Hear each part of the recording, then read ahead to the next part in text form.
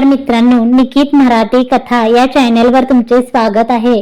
प्रेमविरह भाग 81 मागील भागात. ठीक आहे, जाऊया. तिने जास्त प्रश्न न विचारता होकार दिला. तसा तो तिचा निरोप घेऊन निघाला होता. आता पुढे वेळ सकाळी 11. प्रधान आणि मोहिते आपला सहस्र स्वागत करत आहेत. सुनील अँड साक्षी सकाळी केशरला घेऊन समोर हॉल बाहेर गाडी घेऊन उभा राहिला तशी समोर दिसणार नाव वाचत ती, अहो काय चाललंय, आपण इथे का आलोय? या कार्यक्रमाला यायचं होतं आपल्याला? केशर आट्या पाडून विचारत. हो मग इथेच तर यायचं होतं. कार्यक्रम सुरळीत पार पाडायला नको का? समोर चिडून समोर पाहत. अहो काय शिजतंय तुमच्या डोक्यात, नीट सांगाल का? आपण कशाला यायचंय यांच्या कार्यक्रमात? आपण नाही, तू जायचंय. मी काय सांगतोय ते नीट ऐक. हे घे.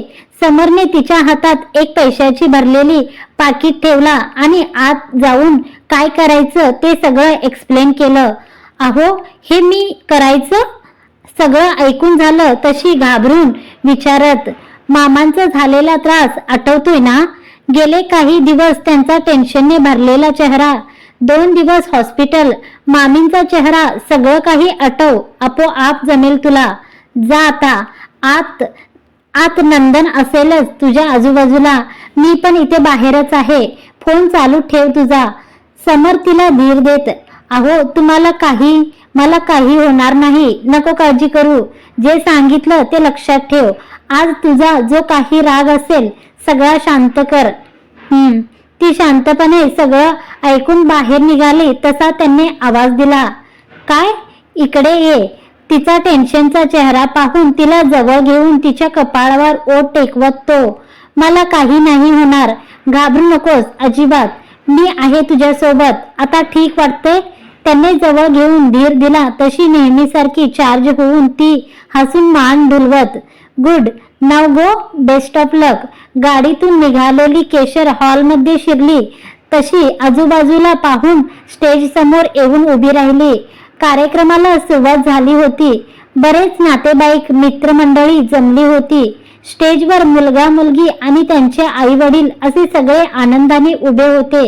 अंगठी घालायचा मुहूर्त आला तशी केशर आवाज देत, तू इथे काय करते?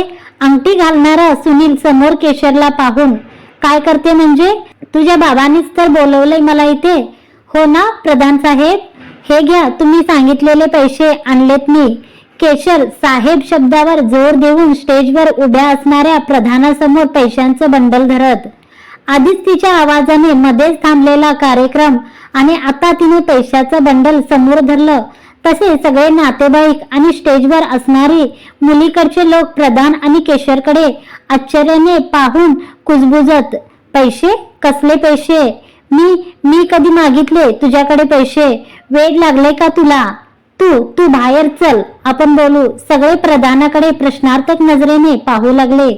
तसे ते चाचरत बोलत, माझ्या बाबांकडे लग्नाचा अर्धा खर्च मागितला ना तुम्ही, तसे पैसे पण पाठवलेले बाबांनी, विसरलात का तुम्ही? केशर निरागसपणे सगळं बोलत. कोणाचे लग्न? प्रधान साहेब काय बोलते ही मुलगी? आणि कसले पैसे? मोहिते मुलीचे वडील जाब विचारत, अहो काही नाही मोहित साहेब, काहीतरी गैरसमज झालाय. मी बोलतोय त्या मुलीशी, तुम्ही नका लक्ष देऊ. कुणाच्या लग्नाबद्दल बोलतीये काय माहित, बहुतेक चुकून दुसऱ्या ठिकाणी आलीये ही. प्रधान विषय सावरत, नाही माझा काहीच गैरसमज झाला नाहीये, मी एकदम बरोबर वेळी आणि योग्य ठिकाणी आली आहे.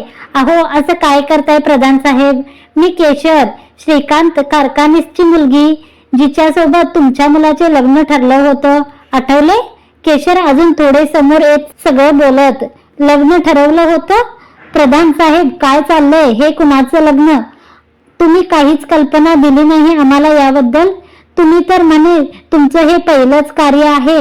मोहिते चिडून, विसरलं असतील काका ते सांगायचं. मी सांगते ना. केशर मोहितेंना आवाज देत, केशर काय काम आहे तुझं इथे?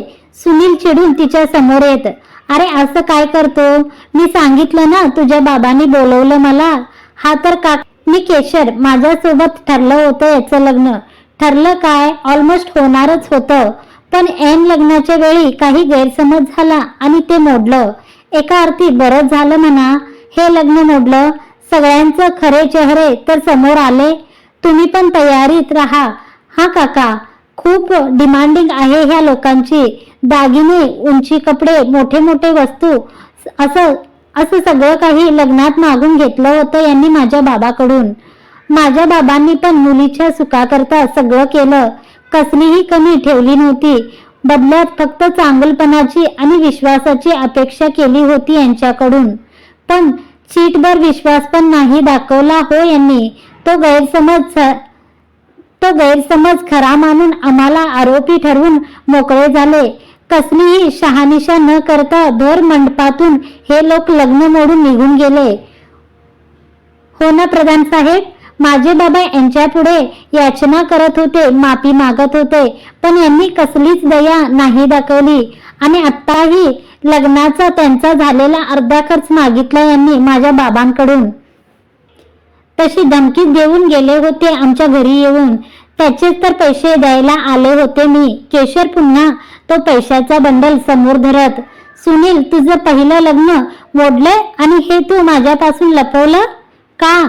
तू तर म्हणाला होतास तुझ्या आयुष्यात आलेली मी पहिली मुलगी आहे. पहिल्याच भेटीपासून खोटेपणा केलास तू. साक्षी नवरी मुलगी सुनील जवळ येत. नशीब तुला वेळेआधी समजलं. मला तर खूप उशीर झाला याला ओळखायला. अजूनही वेळ गेलेली नाहीये साक्षी. एक मुलगी आणि मैत्रीण म्हणून सल्ला द्यावासा वाटतो तुला. पटला तर घे, नाही तर तुझी मर्जी. खूपच बिनभरोशाचा आहे हा तुझा होणारा पार्टनर. कधी अर्ध्या रस्त्यात तुझा हात सोडून निघून जाईल काही गॅरंटी नाही. केशर स्वतःची चूक तू माझ्या माती मारू नको. लग्न तू मोडायला भाग पाडलंय आणि आता सगळा दोष माझा असल्यासारखं बोलते. तुझ्यासारख्या पुरुषांनी त्यावर न बोललेलंच बरं. जिच्यासोबत आयुष्यभराची गाठ जोडणार होता तिच्यावर काडी मात्र पण विश्वास नव्हता तुझा. जे डोळ्याला दिसलं ते खरं मानलं आणि मला दोषी ठरवून मोकळे झाले. काय म्हणाला होतास तू मला? मी काळा डाग आहे. माझ्यामुळे चार चौघात तुझी आबरू झाली. मग खोटं काय आहे त्यात? मग खरं तर आहे तुझ्यामुळे सगळ्या नातेवाईकांमध्ये आमची इज्जत केली. आम्हाला नको नको ते ऐकावं लागलं. तुझ्यासारख्या लोकांशी नातं जोडणं म्हणजे आयुष्यभर काळा डाग सोबत घेऊन जगण्यासारखंच होतं. इतका वेळ शांत असणारी सुनीलची आई मध्येच बडबडत. सुनीलच्या आईचा आवाज आला तशी केशरने नजर तिच्याकडे वळवली. काही क्षण त्यांना निहाळलं आणि हसून पुढे बोलायला लागली. हो बरोबर आहे. नातं तुटलं तेच बरं झालं. अशी काळा डाग लागलेली मुलगी घरी आणली तर लोक काय म्हणतील बरोबर ना? केशर हात बांधून त्यांच्या समोर येत. हा तुमच्या गळ्यातला हार आणि अंगावरची साडी, प्रधान साहेबांच्या गळ्यातील चैन, सुनीलच्या हातातलं ब्रेसलेट, इतकंच काय नवरी मुलीला घालायची अंगठी, हे सगळं काही या काळ्या डाग लागलेल्या मुलीच्या घरून घेतले ना तुम्ही. त्यांनी बेअब्रू नाही झाली तुमची. त्यांनीही समाधान नाही झालं तर अर्धा खर्च पण मागितला. म्हणजे हे सगळं आमच्यासारख्या लोकांकडून घेतलेलं चालतं. फक्त मुलगी नको होती तुम्हाला. केशर रागात तिघांना पाहत. काय इतके लालचे असतील हे लोक असं वाटलं नव्हतं. मोहिते चला आत्ताच्या आत्ता इथून. असल्या काळात सोयीरक जुळवायला आपली मुलगी काही जड नाही झाली आपल्याला. केशरच्या तोंडून सगळे ऐकले तशी मुलीची आई रागात समोर येऊन साक्षीला हात पकडून निघायला सांगत. प्रधान साहेब खूप चुकीचं वागलात तुम्ही. आम्ही तोडतोय हे सोयरीक. मुलीचं नाव पुढे करून जे काही जमीन जुमला मागितला ना तुम्ही, तो व्यवहार पण रद्द करतोय आम्ही. इथून पुढे आपला संबंध संपला. चला मंडळी. मोहिते पण रागात स्टेजवरून खाली उतरत. मोहिते साहेब अहो थांबा. अहो खोटं बोलते ही मुलगी. तुम्ही ऐकून तर घ्या. प्रधान पण त्यांच्या मागे घाईत खाली येत त्यांना समजावत. एका मुलीचा बाप आहे मी. डोळ्यातला खरेपणा एका नजरेत ओळखतो. माणसांचा खोटेपणा ओळखायला तेवढी चूक झाली. येतो. हात जोडून केशरकडे पाहत मोहिते आणि सगळे त्यांच्या मागे बाहेर निघून गेले.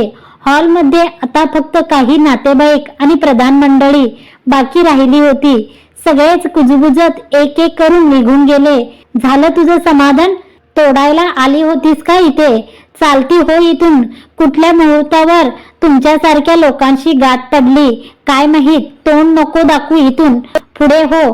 सगळे लोक निघून गेले तसे प्रधान रागात केशरला वरडत, वरडू नका. या सगळ्यातला तुम्ही जबाबदार आहात. लग्न मोडल्यानंतर आम्ही आमचं सावरून शांततेत जगत होतो, पण तुम्हाला ते रुचलं नाही. तुम्ही येऊन ती शांतता भंग केली. तुमच्यामुळे माझ्या घरच्यांना त्रास झाला. माझ्या बाबांवर तुम्ही पैशांचा इतका प्रेशर टाकला की त्याच्यामुळे त्यांची तब्येत खालावली. हार्ट अटॅक येऊन गेला त्यांना. नुकसान भरपाई हवी होती ती तुम्हाला.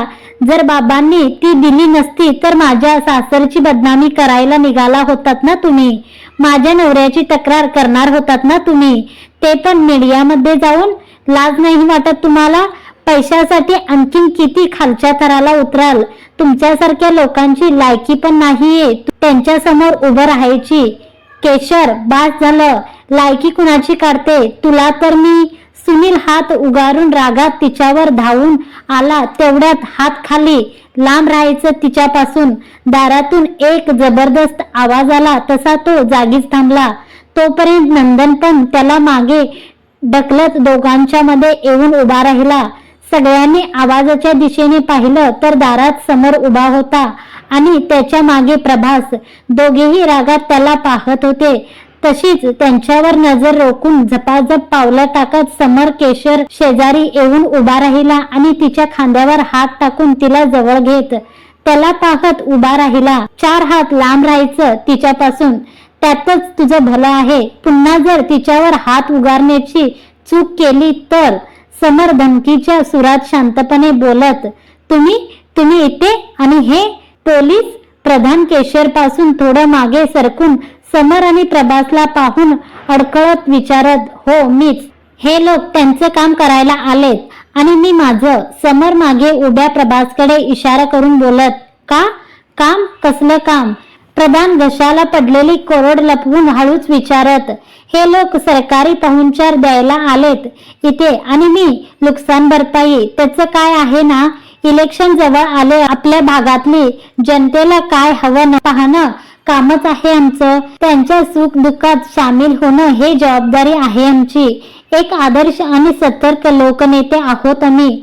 म्हणूनच कार्यक्रमाच्या शुभेच्छा द्यायला आलो होतो आणि हो, खाली हात नाही आलो. नुकसान भरपाई म्हणून तुमच्यासाठी काही गिफ्ट आणले होते. बघा, आवडतात का? सुनील वरची रोखलेली नजर प्रधानावर टाकत समर नंदनला इशारा करत, इशारा मिळाला तसा नंदन नेहमीसारखी आज्ञेचे पालन करत खिशातून 4 इन्व्हलप काढले आणि आजचे उत्सव मूर्ती असणाऱ्या सुनीलच्या हातात एक इन्व्हलप ठेवून बाकी सगळे प्रधानच्या हातात ठेवले आणि जागेवर येऊन उभा राहिला. दोघांनी गोंधळून ते पॅकेट पाहिलं आणि एक नजर नंदनला पाहून समरकडे पाहू लागले.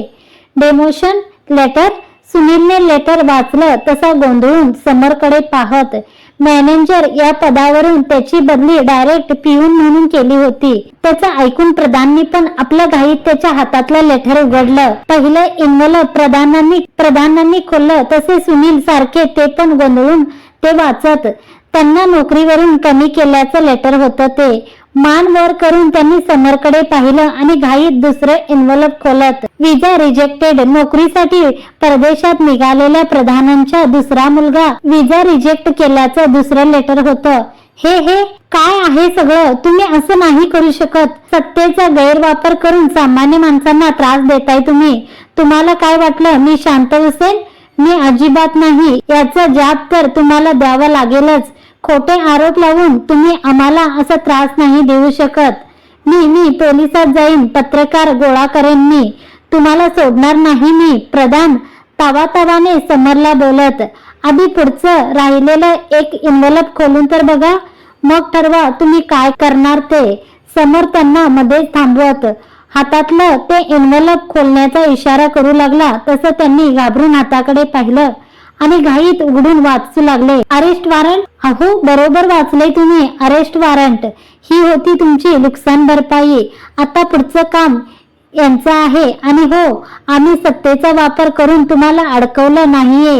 ही सगळी तुमच्याच कर्माची फळं आहेत. पदाचा गैरवापर लाचखोर अधिकारी आणि विनाकारण कायद्याच्या केलेला मानसिक छळ असे एक ना अनेक गुन्हे आणि त्यांचे पुरावे आम्ही जमा केलेत यांच्याकडे. म्हणूनच तर आलेत हे इथे तुम्हाला सरकारी पाहुणे म्हणून सोबत घेऊन जायला. आम्ही सत्तेचा गैरवापर करायचं ठरवलं असतं तर आता तुम्ही इथे उभे नसता. रात्रीच्या अंधारात कुठे गायब झाला असता, कुणाला कळलंही नसतं. समर सूचकपणे बोलत. चला प्रधान साहेब, सरकारी नोकरी तर गेली तुमची, आता सरकारी गाडीतून फिरूया. सँडअप देतो तुम्हाला. प्रभास प्रधानांना सोबत चालण्यास आवाज देत. साहेब माफ करा यांना, चूक झाली यांच्याकडून. हवं तर मी माफी मागते यांच्या वतीने, पण यांना पकडून नेऊ नका. तुम्ही म्हणत असाल तर कारखानी साहेबांची माफी मागायला पण तयार आहे मी, पण ही तक्रार मागे घ्या. मी पाया पडते तुमच्या. पोलीस निघाले तशी प्रधानाची बायको समरकडे वळत. बाई रस्ता सोडा तुम्ही, आम्हाला आमचं काम करू द्या. आता रडून आणि माफी मागून काही उपयोग नाहीये. या सगळ्याच्या आधीच विचार करायला हवं होतं. रस्ता सोडा, नाहीतर सरकारी कामात अडथळा आणल्याबद्दल तुम्हाला पण पकडून न्यावं लागेल आम्हाला. प्रभास त्यांच्या समोर उभ्या असणाऱ्या प्रधानच्या बायकोला सूचना देत. सगळं काही हिच्यामुळेच झालंय, हिच्यामुळे माझा हसता खेळता संसार मोडला हिने. माझ्या मुलाच्या सुखात मिठाचा खडा टाकला, त्यांना आयुष्यातून उठवलंय. एवढं करून पण शांती भेटली नसेल ना तुझ्या मनाला. पण लक्षात ठेव, तू पण कधी सुखी नाही होणार. मुलांबाळांसाठी रडशील तू पण. एका आईचा आणि बायकोचा शाप आहे हा. मिसेस प्रधान रागात केशरला शिव्या शाप देत. त्या रागात बडबडत होत्या तशी केशर स्तब्ध होऊन त्यांना पाहत होती. ओ बाई शांत बसा जरा, उगीच कालवा करू नका. शेवटची वॉर्निंग देतोय, नाहीतर तुम्हालाही सोबत घेऊन जावं लागेल. प्रभासने लेडी कॉन्स्टेबलला इशारा करून त्यांना केशर पासून मागे केलं आणि त्यांच्या मुलाला इशारा करून त्यांना आवरायला सांगितलं. आई काय बोलते, तू शांत बस जरा. प्रधानाचा दुसरा मुलगा सतीश पोलिसांचा इशारा समजून आईला मागे ओढत खुर्चीत बसवत. ताई, आईच्या वतीने मी माफी मागतो तुमची. ती जे काही बोलली ते रागाच्या भरात बोलली. तुम्ही मनाला नका लावून घेऊ. पुन्हा एकदा सॉरी, आमच्या सगळ्यांमुळे तुम्हाला त्रास झाला. सतीश त्यांच्या घरच्यांच्या वतीने केशर समर समोर हात जोडून माफी मागत. सतीश काही गरज नाहीये कुणापुढे हात जोडायची, मी जिवंत आहे अजून. केशर पुढे हात जोडणाऱ्या सतीशला सुनील रागात मागे ओढत. चल केशर. समोर सुनीलकडे पाहून बडबडला आणि केशरचा हात पकडून निघाला. 2-3 पावलं चालून पुढे गेला. तसं काही आठवून पुन्हा मागे फिरून सुनील समोर आला. आता काय राहिलंय? सुनील कपाळावर आट्या पाडून समोर उभ्या समरला पाहून. नाही, काही नाही राहिलं. एका गोष्टीसाठी आभार मानायचे राहिले होते तुझे, तेच आठवलं म्हणून परत आलो. समर शांतपणे त्याला पाहून म्हणाला. तसा तो भला मोठा प्रश्न चिन्ह चेहऱ्यावर घेऊन समरला पाहत. त्याचा तो प्रश्न समजून समर पुढे बोलला. लग्नाच्या दिवशी तू मला एक प्रश्न विचारला होता. जर तुमच्या बाबतीत असं काही घडलं तर तुम्ही कराल का स्वीकार अशा मुलीचा? त्यावेळी मी काही उत्तर दिलं नव्हतं. का माहितीये? कारण बोलण्यापेक्षा आम्हाला नेहमीच कृती करणं जास्त आवडतं आणि त्यामुळे केलेल्या कृतीचा आम्हाला कोणताही पश्चाताप होत नाहीये. एनिवेज, तुला नाही समजणार तू काय गमावलाय, पण थँक्यू त्यावेळी आमच्या मनात तो प्रश्न निर्माण केल्याबद्दल, ज्याच्या उत्तरासोबत जगण्यात आज जास्त आनंद मिळतोय आम्हाला. चेहऱ्यावर एक हलकीशी स्माइल घेऊन समर त्याला बोलून झारखंड मागे वळून केशर सोबत बाहेर निघून गेला. भाऊ गाडी कुठे घेऊ? गाडीत बसून सगळे निघाले तसा नंदन प्रश्न करत. निघल्यापासून कुणी काहीच बोलत नव्हतं. तिघेही शांतपणे गाडीत येऊन बसले होते.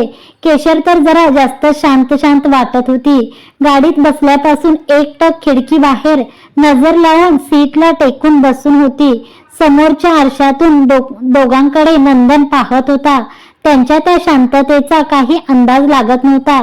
तसा तो प्रश्न करत, नजर घड्याळावर टाकून तिला पाहत. कदाचित पुन्हा त्या जुन्या गोष्टी आणि ते सगळं समोर आलं तसं मनाच्या कोपऱ्यात बंद केलेल्या तिच्या त्या कडू आठवणींची दार उघडली गेली होती. शिवाय सोबतीला आज मिसेस प्रधानच्या तोंडून निघालेले विषारी शब्दही बोचत होतेच. त्यांचा जरी असल्या गोष्टींवर विश्वास नसला तरी तिच्या मनात ती गोष्ट खूप लागली असणार हे केव्हाच तिच्याकडे पाहून समजलं होतं. पण सध्या त्यावर काही न बोलता तिला थोडा तिचा वेळ देत तोही शांत बसून होता. मध्ये मध्ये तिच्यावर नजर टाकून तिला जास्त न छेडता तिचा हात घेऊन फक्त तिच्या बाजूला बसून होता. तिला अशा अवस्थेत वाईला घरी नेलं असतं तर श्रीकांतरावांना थोडं टेन्शन आलं असतं, म्हणून त्यांनी फोन करून तिकडे कळवून तिला घरी घेऊन आला होता. केशर, आपण आलोय, उत्तरतेस ना? गाडी येऊन थांबली तरीही ती अजूनही तशीच बाहेर पाहत बसली होती. हो. त्याने दार उघडलं तशी ती भानावर येत. What happened, are you okay? ती बाहेर आली तसा तो काळजीत. चल, मी सोडतो तुला आत. तिची ती शांतता पाहून तिच्या हातात हात धरून तो आत निघाला. मित्रांनो, आजचा भाग तुम्हाला कसा वाटला कमेंट करून जरूर कळवा. व्हिडिओ आवडला असेल तर व्हिडिओला जरूर लाईक. तुम्ही चॅनलवर पहिली वेळ असाल तर निकित मराठी कथा या चॅनलला सबस्क्राईब करून घ्या आणि समोरचे बेल आयकॉन प्रेस करून ऑल वर सिलेक्ट करा. आणि जेव्हा केव्हाही व्हिडिओ अपलोड केल्यानंतर तुम्हाला नोटिफिकेशन मिळून जाईल आणि तुम्ही ते लगेच पाहू शकता. धन्यवाद मंडळी.